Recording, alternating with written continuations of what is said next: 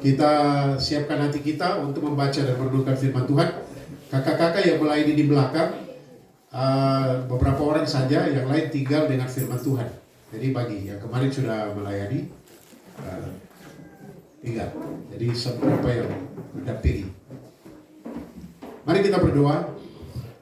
Segala puji syukur hanya bagi-Mu ya Tuhan, yang terus memberkati kami dan menyertai kami. Kini saatnya kami mau membaca dan merenungkan firman-Mu. Biarlah Tuhan berbicara secara pribadi kepada masing-masing kami. Pakailah hamba-Mu untuk menjadi alat saluran berkat firman, dan berikan sikap hati yang benar bagi kami sekalian, untuk ketika membaca dan merenungkan firman Tuhan, untuk dapat melakukannya dalam kehidupan kami hari lepas hari. Terima kasih Bapa, di dalam nama Tuhan Yesus kami berdoa. Haleluya. Amin. Baik. Shalom. Shalom. Puji Tuhan, kesaksian-kesaksian yang luar biasa. Kini saatnya kita akan membaca dan merenungkan firman Tuhan berkaitan dengan kesaksian tadi, yaitu secara khusus berhubungan dengan doa. Berhubungan dengan doa. Kita buka Nehemia pasal 1 sampai 4, panjang sekali. Panjang sekali. Nehemia pasal 1 sampai 4, tetapi kita lihat dulu pasal 1 ayat 1 sampai ayat yang keempat. Pasal 1 ayat 1 sampai ayat yang keempat. Nah, saya akan menjelaskan bagian firman Tuhan ini, atau kita akan membaca sambil saya memberikan penjelasan. Nah, saudara-saudara, kita mendengar firman Tuhan, misalnya dalam Kolose. Ini dulu, Kolose pasal 4 ayat 2, kita baca sama-sama. Kolose pasal 4 ayat 2, kita baca. 1, 2, 3. Bertekunlah dalam doa, dan dalam pada itu berjaga-jagalah sambil mengucap syukur. Bertekunlah dalam doa, artinya terus-menerus berdoa. Kemudian kita lihat di dalam 1 Tesalonika pasal 5 ayat 17. 1 Tesalonika pasal 5 ayat 17. Itu ayat paling pendek kayaknya ya. Kalau kita menghafal gampang. Sama-sama baca. 1, 2, 3. Tetaplah berdoa. Artinya apa? Terus-meneruslah berdoa. Satu ayat lagi. Roma 12 ayat yang kedua. 12. Roma 12 ayat 12. Roma 12 ayat 12. Kita baca sama-sama.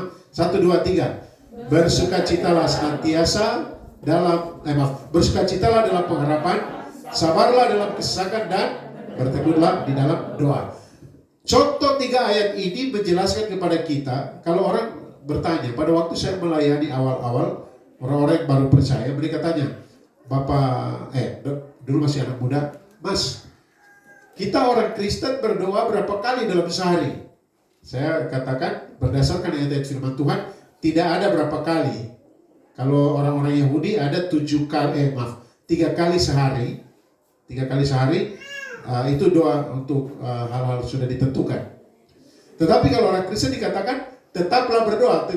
Tidak ada waktu, tidak dibatasi oleh waktu, tetapi segala waktu, setiap saat bisa berdoa. Nah, kita diajar oleh firman Tuhan untuk tetap berdoa, untuk terus-menerus berdoa, untuk selalu berdoa. Tetapi Bapak Ibu Saudara, tidak jarang atau ada saatnya seharusnya kita berdoa, tetapi justru waktu itu kita tidak bisa berdoa. Seharusnya kita berseru kepada Tuhan, seharusnya kita berpuasa dan menangis, menaikkan permohonan kepada Tuhan. Tetapi justru pada saat-saat seperti itu, kita lupa dan kita tidak berdoa. Karena itu, saudara-saudara, saat ini saya akan membahas tema yang berkaitan dengan berdoa di saat yang tepat. Bilang kiri kanan, temanya berdoa di saat yang tepat. Baru kiri kanan bilang begini, siapa bicara siapa dengan siapa. Berdoa di saat yang tepat. Bapak Ibu Saudara, sebagai anak Tuhan, kita harus selalu berdoa. Kita harus tetap berdoa. Kita harus senantiasa berdoa. Dan ada saat-saat di mana kita sering lupa, justru saat kita harus berdoa, kita lupa untuk berdoa. Pertanyaannya, saat-saat seperti apakah yang seharusnya kita perhatikan agar kita tidak lupa berdoa? Saat-saat yang bagaimana? Yang seperti apa? Supaya kita tidak lupa berdoa. Dari pembacaan kita, atau yang akan kita baca nanti kita pelajari, Nehemia itu temanya utama itu doa, waspada, kerja. Itu Ya, doa, waspada, kerja. Ada orang berdoa terus tidak kerja. Seorang penafsir bilang orang yang berdoa terus tidak kerja namanya pamalas. Apa? Pamalas. Ada yang tukang berdoa tapi tidak bekerja, pamalas. Tapi ada orang yang bekerja, waspada, tapi tidak berdoa, itu namanya sombong dan meremehkan Tuhan. Gitu. Saya mampu kok, saya bisa kok, jadi tidak berdoa. Jadi kita harus berdoa, bekerja, tapi juga harus waspada, gitu. Karena kita ada di dunia yang jahat ya. Di kisah Nehemia juga dikisahkan itu. Kita akan belajar 4 saat di mana seharusnya kita berdoa. Yang pertama perhatikan pasal 1. Kita akan lihat pasal 1 ayat 1 sampai 11. Kita akan baca semua ini. Nehemia 1 ayat 1 sampai 11. Sama-sama kita baca, bisa lihat di slide 1, 2, 3. Riwayat Nehemia bin Hakalia. Pada bulan Kislev tahun ke-20 ketika aku ada di Puri Susan. Datanglah Hanani salah seorang dari saudara-saudaraku dengan beberapa orang dari Yehuda. Aku menanyakan mereka tentang orang-orang Yahudi yang terluput, yang terhindar dari penawanan, dan tentang Yerusalem. Ayat 3. Kata mereka kepadaku, orang-orang yang masih tinggal di daerah sana yang terhindar dari penawanan ada dalam kesukaran besar dan dalam keadaan tercela. Tembok Yerusalem telah terbongkar dan pintu-pintu gerbangnya telah terbakar. Ayat 4. Ketika aku dengar berita ini, duduklah aku menangis dan berkabung selama beberapa hari. Aku berpuasa dan berdoa kehadiran Allah semesta langit. Sampai sini dulu. Bapak Ibu Saudara, saat yang bagaimanakah seharusnya kita berdoa? Karena seringkali kita lupa itu. Yang pertama, kita berdoa saat saudara-saudara kita dalam kesukaran. Nah itu dia. Kita berdoa saat saudara-saudara kita dalam kesukaran. Masih ingat cara berdoa pakai 5 jari yang saya sampaikan dulu? Coba kita lihat. Kalau ibu jari berdoa ke siapa? Keluarga, orang tua dulu. Orang tua, mama, papa, kakak beradik, keluarga, orang-orang dekat. Jadi ibu jari. Kemudian jari telunjuk. Berdoa untuk hamba-hamba Tuhan, pengijil-pengijil, guru-guru doakan. Guru-guru ya, banyak guru di sini tak? Doakan. Yang ketiga, paling tinggi apa? Pemerintah, bangsa dan negara, doakan.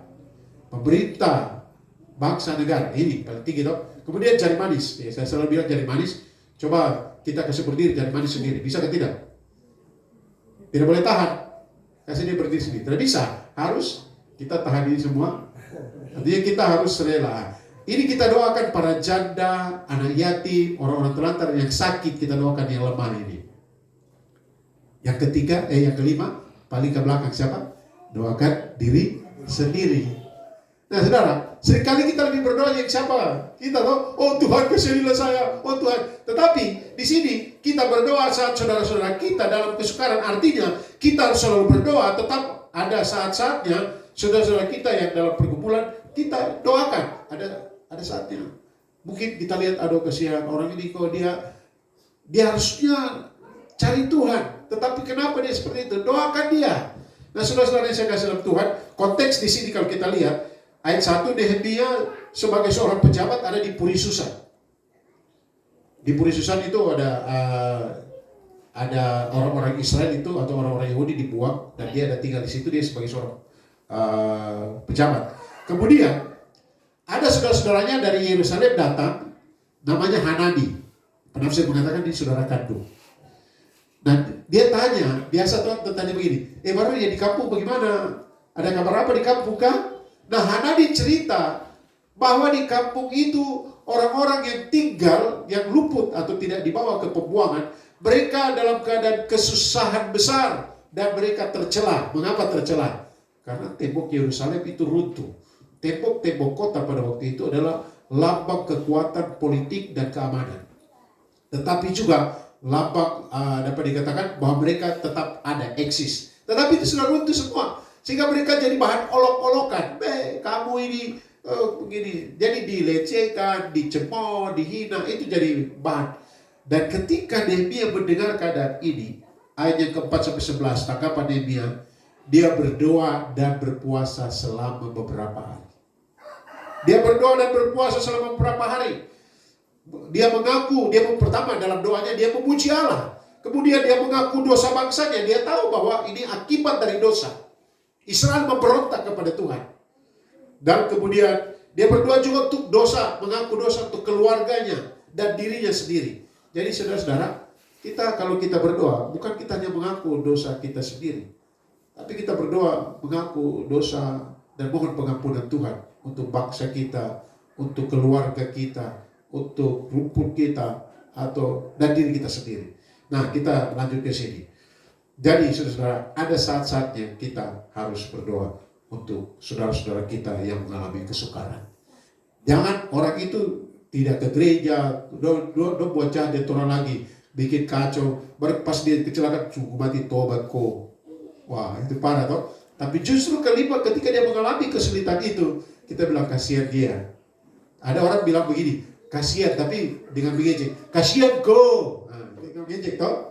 Pas dia mengalami kesulitan, kasihan kok, makanya tobat toh. Gaya-gaya sombong jadi. Nah, rupanya Alkitab mengajarkan kita. Bahkan Nehemia mewakili mereka mengakui dosa untuk mereka. Itu yang pertama. Saudara, maukah kita berdoa untuk orang-orang yang kita kasihi yang dalam kesukaran? Tuhan Yesus, dia menangis untuk Yerusalem.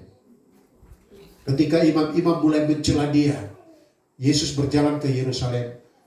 Nah, kemudian di luar kota dia lihat batu-batu Yerusalem, menangislah Yesus. Oleh karena Tuhan Yesus tahu apa yang akan terjadi tentang Yerusalem. Maka Yesus berkata, nanti tidak ada satu batu pun akan. Waktu itu bait Allah bagus sekali. Bait Allah buatan Herodes bagus sekali. Bahkan kalau orang bercerita tentang bait Allah itu, mereka tidak akan percaya. Mereka akan bilang, itu tidak betul. Tetapi karena indahnya, kokohnya, dan ketika Yesus melihat, dan Yesus bilang tidak ada satu buat batu pun yang akan tersusun di situ. Dan Yesus tahu itu, dan dia berdoa untuk Yerusalem. Nah, coba kita ingat, mungkin ada teman kita, saudara kita, kakak kita, om kita, atau siapa yang belum bertobat, hidup dalam dosa, dan lain sebagainya. Doakan. Yang kedua, kita lihat pasal 2 ayat 1 sampai 4. Pasal 2 ayat 1 sampai 4. Memang ada banyak poin-poin, tapi saya fokus di 2 saja. Sama-sama baca 1, 2, 3. Pada bulan Nisan tahun ke-20 pemerintahan Raja Artasasta, ketika menjadi tugasku untuk menyediakan anggur, aku mengangkat anggur dan menyampaikannya kepada raja. Karena aku kelihatan sedih, yang memang belum pernah terjadi di hadapan raja. Bertanyalah ia kepadaku, mengapa mukamu buram, walaupun engkau tidak sakit? Engkau tentu sedih hati. Lalu aku menjadi sangat takut. Ayat 3. Jawabku kepada raja, hiduplah raja untuk selamanya. Bagaimana mukaku tidak akan buram kalau kota tempat pekuburan nenek moyangku telah menjadi reruntuhan dan pintu-pintu gerbangnya habis dimakan api. Ayat 4. Lalu kata raja kepadaku, jadi apa yang kau inginkan? Maka aku berdoa kepada Allah. Kita baca ayat 5 dulu. Ayat 5. Kemudian jawabku kepada raja, jika raja menganggap baik dan berkenan kepada hamba-Mu ini, utuslah aku ke Yehuda, ke kota pekuburan nenek moyangku, supaya aku membangunnya kembali, dan seterusnya. Yang kedua, saudara, saat yang bagaimanakah, atau saat yang bagaimana yang seharusnya kita berdoa? Yang kedua, berdoa sebelum menjawab pertanyaan. Berdoa sebelum menjawab pertanyaan yang sulit. Pertanyaan-pertanyaan itu biasanya datang kepada kepala-kepala dinas, kepala-kepala bidang, kepala-kepala sekolah, guru-guru. Ini kenapa ini begini? Kita cenderung untuk apa? Kecenderungan kita adalah langsung jawab. Apalagi dia tanya dia emosi, kita langsung jawab dengan, "Hukum mati kok tidak tahu kan?" Tapi kita lihat Nehemia. Kita berdoa sebelum menjawab pertanyaan yang sulit. Artinya apa? Ada saat-saat di mana kita harus menjawab pertanyaan yang sangat berisiko, baik terhadap diri sendiri maupun bagi orang-orang lain. Untuk itu, kita sangat membutuhkan hikmat. Dan tadi Ibu jelaskan tentang hikmat. Harus menjawab, kita membutuhkan hikmat, tapi kita harus menjawab dengan cepat. Kita tidak bilang begini, sabar ya, saya berdoa dulu. Bapak berdoa jangan lama-lama, jawab sekarang. Ya, kita harus berdoa dengan, kita akan lihat saudara, kadang-kadang kita bilang, wah ini berdoa cepat sekali. Memang tidak ada waktu, tidak ada jeda waktu. Tapi dia berdoa, dia langsung jawab. Nah kita lihat dulu, pasal 2 ayat 1, pertanyaan saya begini, berapa lama Nehemia bergumul sampai mendapat kesempatan untuk menolong saudara-saudaranya itu? Saya cek di sini 4 bulan. Dia dikatakan dia berpuasa, berdoa, menangis selama beberapa hari, tapi dia bergumul selama 4 bulan. Bahkan 4 bulan waktu dalam keadaan bertugas, mukanya masih muram dan sedih. Nah, bulan-bulan di sini dikatakan, ayat pasal 1 ayat 1 dikatakan, riwayat Nehemia bin Hakalia pada bulan Kislev. Kemudian pasal 2 dikatakan bulan apa sih itu, ayat 1, pada bulan Nisan. Nah, orang-orang Israel itu di antara bulan Kislev dan bulan Nisan, ada bulan Tewet, Sewat, Adar, baru Nisan. Berarti 4 bulan. Kalau ditanya berapa lama Nehemia bergumul sampai mendapat kesempatan, 4 bulan. Lama kan tidak gitu? Lama. Nah, jadi bukan berarti Nehemia berdoa mendadak pada waktu itu, tidak. Dia sudah berdoa. Mungkin pada waktu raja tanya, apa yang kau inginkan? Apa yang kau mau? Coba kita lihat ayat 4. Ayat 4, pasal 2 ayat 4. Lalu kata raja, coba seandainya raja, kita berhadapan dengan raja itu. Ini raja penjajah yang jahat ya. Jadi, apa yang kau mau? Apa yang kau inginkan? Nah, saudara, langsung saya berpikir bahwa doa Nehemia tidak panjang-panjang. Mungkin dia akan berkata dalam Tuhan dengan apa yang dia tanya. Saya sudah bergumul 4 bulan. Saudara, saya kasih tahu Tuhan. Pasal 2 ayat 2 dikatakan Nehemia ketakutan ketika raja tanya, kenapa kau sedih? Karena ada persyaratan pada waktu itu. Ini kan bertugas, bukan terus-terus setiap hari bertugas ini. Tetapi dia bertugas 4 bulan ini, baru jadwalnya.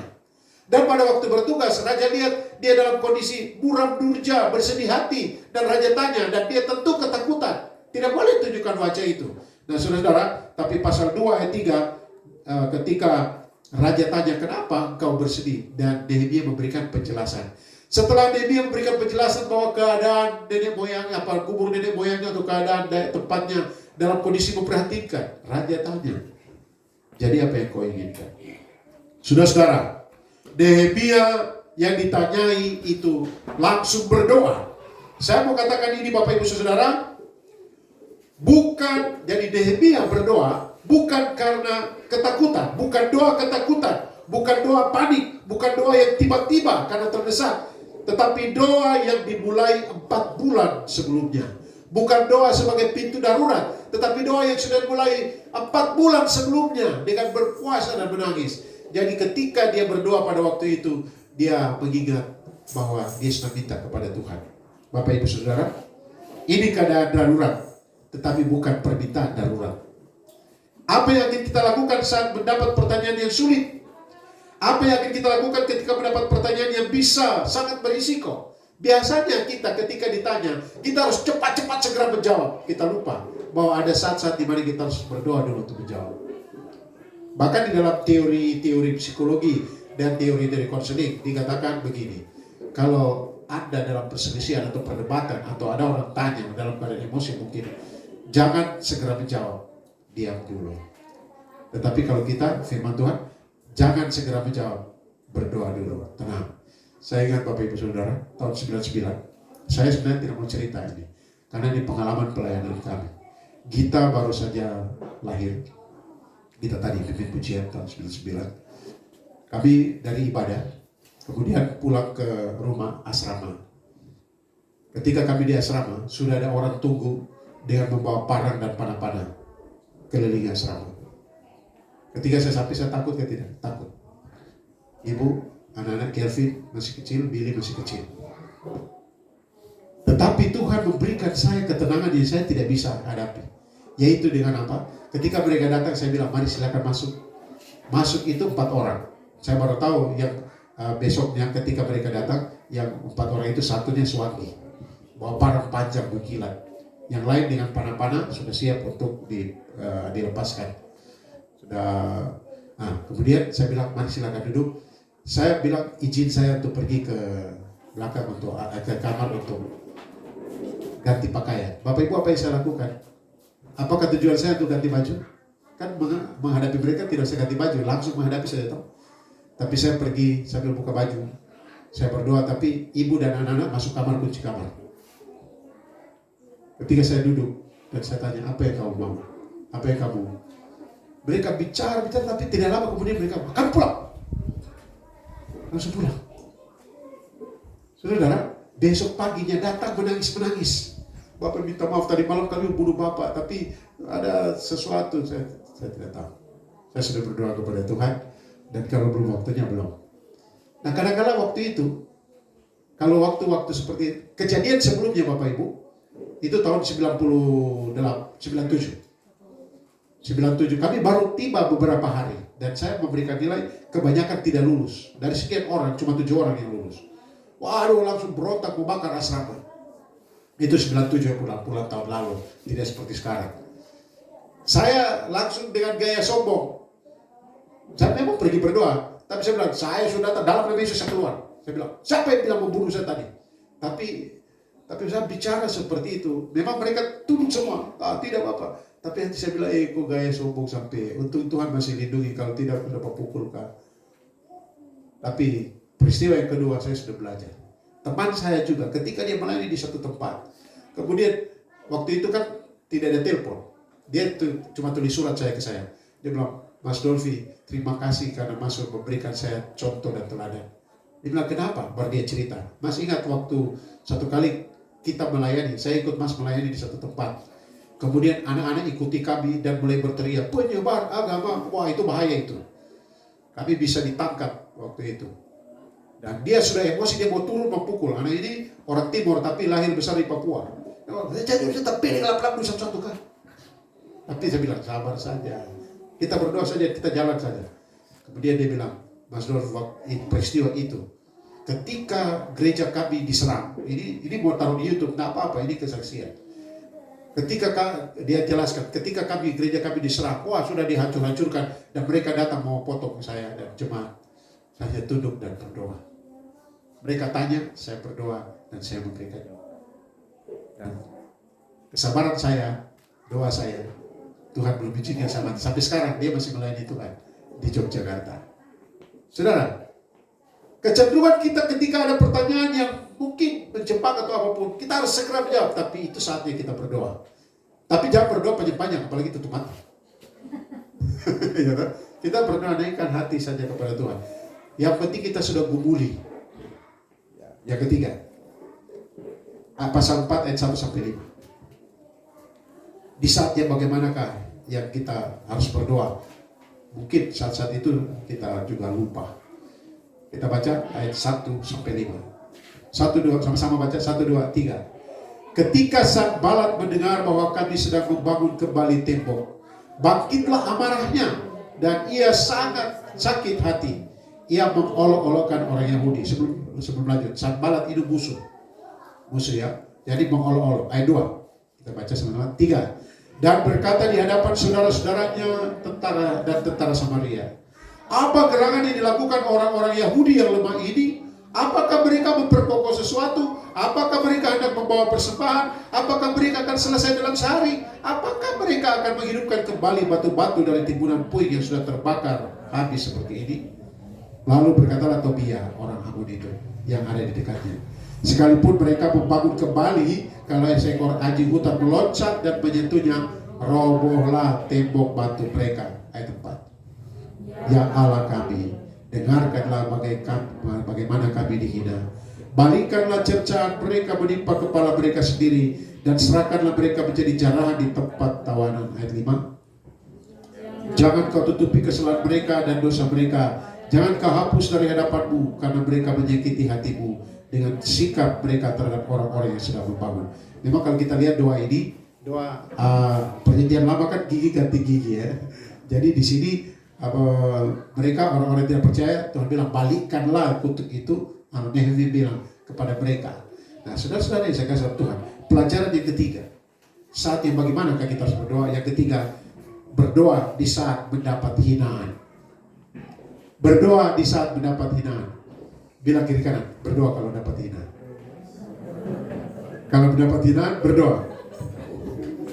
Pernah dihina atau tidak? Jawab dulu. Pernah dihina atau tidak? Sering ya? Tanya, Pak Kepala pernah dihina atau tidak? Tidak pernah tidak dihina. Banyak. Tapi saudara, Kita berdoa di saat mendapat olok-olokan, berdoa di saat mendapat hinaan, berdoa di saat mendapat sindiran. Banyak kali kita dapat sekarang apa? Hinaan, sindiran. Kalau sindiran di Facebook. Betul kan tidak? Pernah disindir di Facebook kan tidak? Atau baper saja, baper. Baper, orang pikir, suku mati saya itu. Mungkin saja, mungkin. Saudara, di dalam pasal 4 ayat 1 sampai 5, Sanballat mengolok, olok-oloknya itu luar biasa ya. Kamu tidak mungkin tidak mau kosong, kamu ini tidak baik, apalagi kamu ini bangsa terkutuk. Itu hinaan yang bikin kita sakit hati. Sampai kalau boleh di Facebook, mari bersuku kita aja. Itu sudah ini, dosa hidup untuk suku. Wah itu. Tapi yang kita mengajar apa? Berdoa. Berdoa untuk mereka yang menghina. Saudara-saudara yang saya kasih dalam Tuhan Yesus Kristus. Saya waktu kecil ada pengalaman yang tidak baik. Seringkali saya dihina, diremehkan. Karena saya pernah dapat dulu waktu kecil, saya sakit, saya pernah cerita sini ya, bau badan yang macam bangkai kan. Satu saat saya nonton, biasa dulu ada sandiwara, atau kalau kami di kampung bilang tonil. Orang bikin sandiwara ke drama, kita nonton dari bawah. Tapi saya diusir seperti anjing kaskado memang. Wah ini. Dan saya merasa, dan saya terluka. Nah caranya saya menjadi orang atau anak yang paling sombong. Saya belajar mati-matian saya supaya juara 1 terus di kelas. Bagus juga itu kan, tapi motifnya kan tidak bagus kan, karena dihina. Dan saya ajar terus, rata-rata prestasi sampai saya kuliah S1. Tapi Tuhan kuduskan akhirnya itu. Hinaan itu menyakitkan saudara. Hinaan, olokan itu membuat kita apa sekarang ini namanya pelecehan. Aduh, buat kita, wah ini pembulian, namanya bully. Jadi di sekolah, adik-adik di sekolah, jangan kau hina orang ini. Dulu saya udah bilang, pede, gode, kaki, dulu kan saya jawab begini. Biasa kalau aku dapat orang, kalau bilang saya main bola, saya bukan tendang bola, saya tendang di kaki.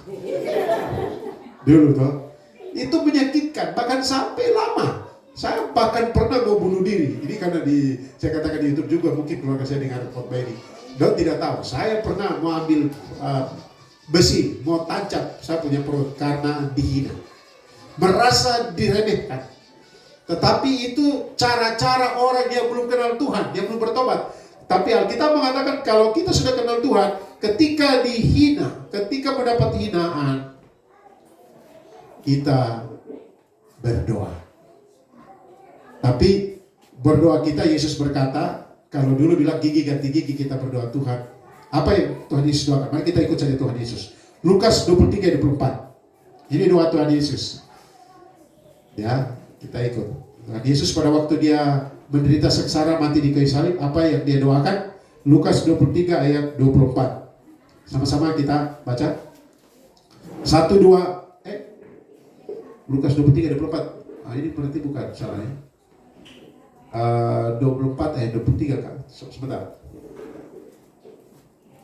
Injil Lukas. Ini yang ampunilah mereka sebab mereka tidak mengetahui apa yang mereka perbuat.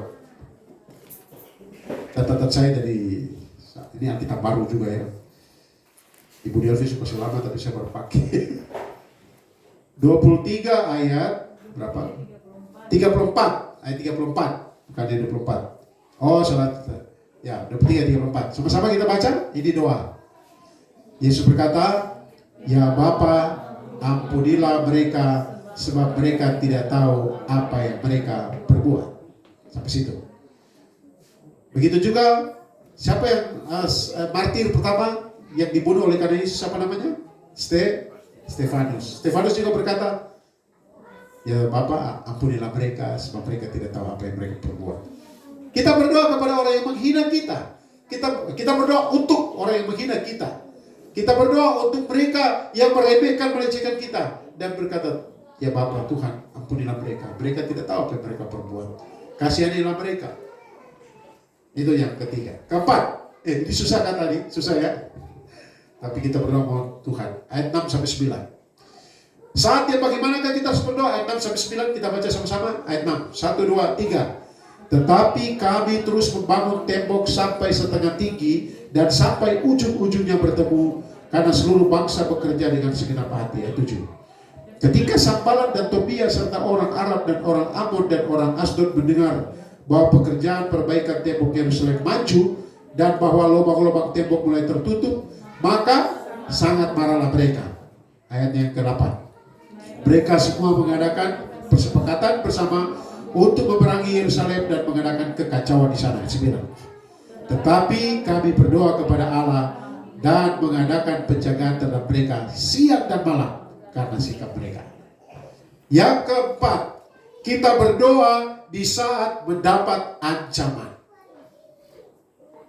Saudara-saudara yang saya kenal dalam Tuhan Yesus Kristus, ketika mendapat ancaman, kita harus berdoa. Dan di sini mereka diancam. Wah, pembangunan berjalan lancar. Ini musuh-musuh dia, wah diancam, kita serang. Dan tahulah penyerangan itu. Nah, saudara yang saya kasih dalam Tuhan Yesus Kristus. Tetapi ketika ancaman itu datang, mereka bukan hanya berdoa kepada Tuhan, tetapi mereka juga membuktikan doa mereka dengan waspada dan terus bekerja. Bahkan kalau kita baca Nehemia, tangan satu pakai bekerja, tangan satu siap dengan pedang. Ya, itu berarti bekerja, berdoa, waspada. Jadi saya juga berdasarkan firman Tuhan ini mau sampaikan kepada Bapak Ibu, saudara-saudara sekalian. Kalau kita dalam pergumulan atau dalam ancaman itu bukan hanya sifatnya fisik.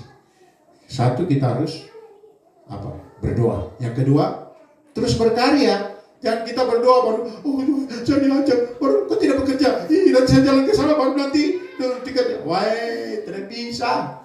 Intimidasi itu membuat kita hancur, saudara-saudara. Kalau kita mulai diancam, diintimidasi, kita tidak bisa buat apa-apa. Maka kita berdoa, ketika kita berdoa, mari kita terus bekerja. Lakukan tanggung jawab kita.